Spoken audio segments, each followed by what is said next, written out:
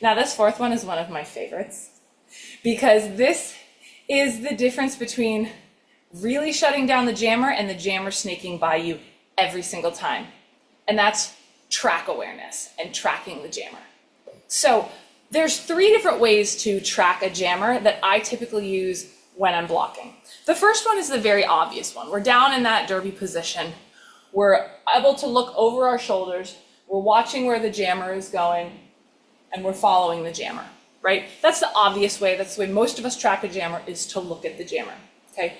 The second way that you can track a jammer is actually lower peripherals, okay? Now this might sound a little counterintuitive because we always say, don't look down at your feet in roller derby, right? Which is very true. You don't want to be here where your legs are up. You're like, well, I'm tracking the jammer, everybody.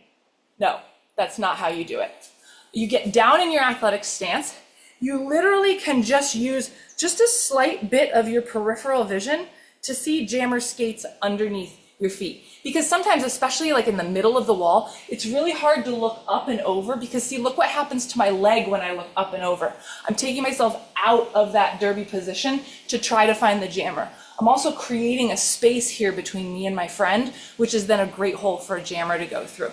So a great way as a middle part of a wall, as a butt, is to simply stay here, trust your friends, and use this lower peripheral vision to track. So then you can go here, and you can go here, and you can go here, and you know exactly where the jammer is going without having to twist your shoulders, without having to create any openings. And the third way to track a jammer, which is so important, and so many people don't do it, it makes me fucking crazy, is to track a jammer with your ears.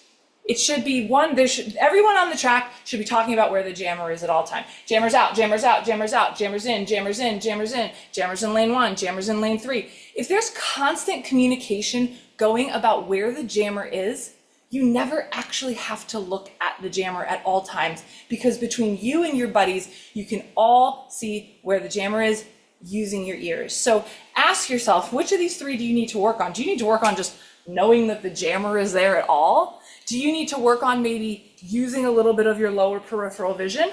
Or do you need to work on either listening or communicating where the jammer is so the entire pack can track the jammer together?